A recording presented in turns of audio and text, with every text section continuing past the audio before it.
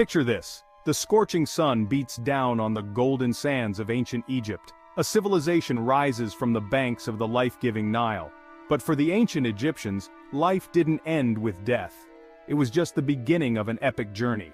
These remarkable people were obsessed with the afterlife. They devoted immense resources and time to preparing for it. The pyramids, those colossal monuments we still marvel at today, were built as gateways to eternity. They weren't just tombs, but launching pads for the pharaoh's journey to the afterlife. But it wasn't just the pharaohs who prepared for the afterlife. Every Egyptian, from the lowliest farmer to the highest priest, believed in life after death. This belief gave their lives purpose and meaning. As we embark on this exploration of ancient Egyptian beliefs about the afterlife, we'll uncover a world of magic, mystery, and eternal hope. We'll dive into the complex concept of the soul, the elaborate burial rituals, and the perilous journey through the underworld. So, strap in, fellow adventurers. We're about to embark on an expedition into the Egyptian afterlife. When it came to preparing for the afterlife, the ancient Egyptians left nothing to chance. Their burial customs were elaborate, precise, and steeped in religious significance. Every step of the process was designed to ensure the deceased's successful journey to eternal life. At the heart of these preparations was the practice of mummification. Mummification was a complex process that took about 70 days. It began with the removal of internal organs, except for the heart. The Egyptians believed the heart was the seat of intelligence and emotion. The other organs were preserved separately in canopic jars. The body was then dried using natron, a type of salt. Once dried, the body was wrapped in layers of linen. Amulets were placed between the layers for magical protection. Finally, the mummy was placed in a decorated coffin or sarcophagus. But mummification was just one part of the preparation. The tomb itself was carefully prepared, stocked with everything the deceased might need in the afterlife. The walls of the tomb were decorated with scenes from the person's life and images of the afterlife. Imagine setting off on the most important journey of your existence without a map or guide. That's what the ancient Egyptians feared most about the afterlife. Enter the Book of the Dead. This wasn't a single book as we think of it today. It was a collection of spells, charms, and instructions. Its purpose? To guide the deceased safely through the perils of the underworld. The Book of the Dead evolved from earlier texts known as the coffin texts and the pyramid texts. These were spells carved on coffins and pyramid walls. Over time, they were written on papyrus scrolls and placed in tombs. The name Book of the Dead is actually a modern term. The Egyptians called it the Book of Coming Forth by Day. The contents of the Book of the Dead varied. Wealthy individuals could commission longer, more elaborate versions. Poorer people might have shorter versions with just the essential spells. The Judgment of Osiris, weighing the heart. In the ancient Egyptian concept of the afterlife, no moment was more crucial than the Judgment of Osiris. This was the ultimate test, the final hurdle before entering eternal paradise. Every Egyptian, from pharaoh to farmer, had to face this judgment. It was a moment of truth where one's earthly deeds were laid bare before the gods. The judgment took place in the Hall of Two Truths. Here, the deceased would find Osiris, the god of the dead, presiding over a divine tribunal. The key moment of this judgment was the weighing of the heart. The deceased's heart would be placed on one side of a giant scale. On the other side sat the feather of Ma'at, the goddess of truth and justice. If the heart was lighter than the feather, the deceased was deemed worthy of eternal life. But what if the heart was heavier than the feather? This was the fate every Egyptian feared.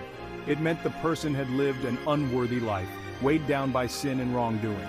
In this case, a fearsome creature called Ammit awaited. Part crocodile, part lion, part hippopotamus, Ammit would devour the heart.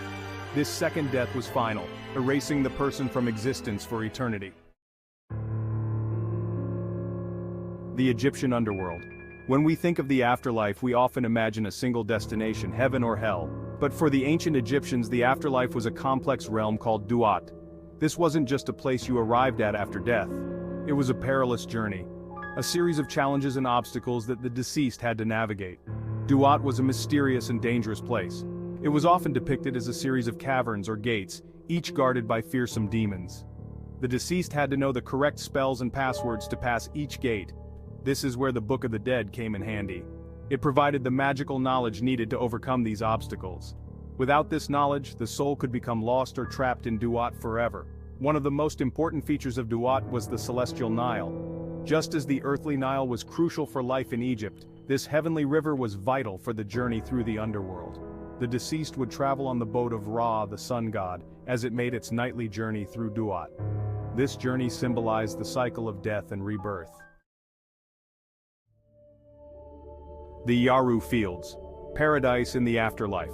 After navigating the perils of Duat and passing the judgment of Osiris, the ancient Egyptians believed they would reach paradise. They called this place the Field of Reeds, or Yaru Fields. This wasn't some abstract spiritual realm, it was a perfect reflection of life along the Nile. The Egyptians imagined their afterlife as an idealized version of their earthly existence. In the Yaru Fields, the deceased would find lush, fertile land. The crops always grew tall and plentiful. The Nile never flooded too much or too little. It was a land free from hunger, thirst, and hardship. Here the blessed dead could enjoy all the pleasures they had known in life, but without any of the pains or sorrows. They could eat, drink, and make merry for eternity. The concept of the Yaru Fields reflects the Egyptian view of the ideal life. It shows us what they valued most: abundance, peace, and a connection to the land. It also reveals their belief in the continuity between life and death. Pause 3s. Echoes through time influence on Abrahamic religions.